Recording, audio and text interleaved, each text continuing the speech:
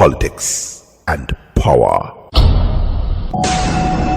How then does one differentiate training, schooling, intelligence, knowledge, etc. from the other? Well, we really don't, The system has it that for you to become part of the intelligentsia, there are certain requirements in place. So that person meets the particular requirement and this person doesn't. That idea of formal training and anyone who boasts of having more education than the other is one who perpetuates this sort of division. It is like subtle prejudice, and in some cases not very subtle. And this is wrong. One cannot divide people up by using their level of training or accomplishment in that way.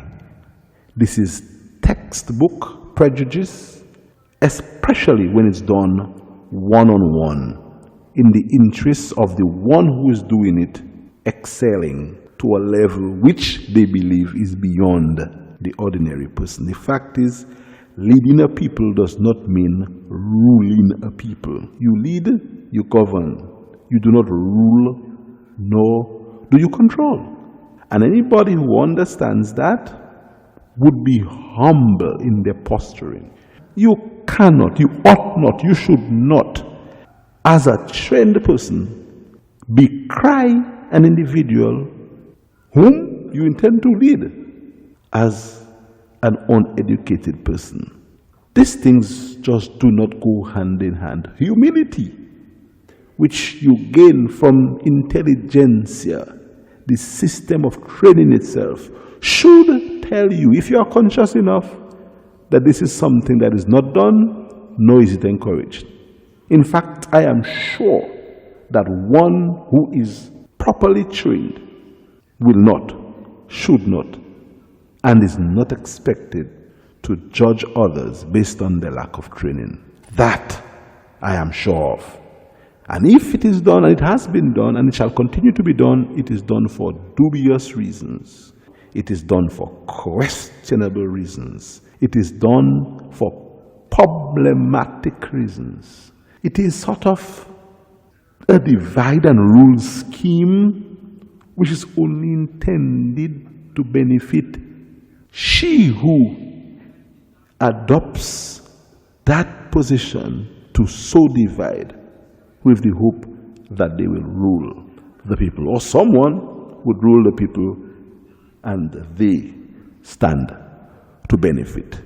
I believe over the past 2 or 3 episodes, we would have exhausted our discussions on that education matter, and I decided to speak about it in a bit more detail on politics and power, coming out again of a very heated debate that had not been presented once or twice, nor 3 times, but many times over. And I believe it was time that it be addressed. And I hope that you take my reasoning on this for what it is, an honest effort in my own humble way to explain the differences and to get into the nitty-gritty of education and training, and to show really that what we really need to survive in this life is proper understanding, the right knowledge. And proper understanding and the right knowledge certainly does not come by means of formal training alone. It can, but survival skills certainly come from other areas. Politics and power.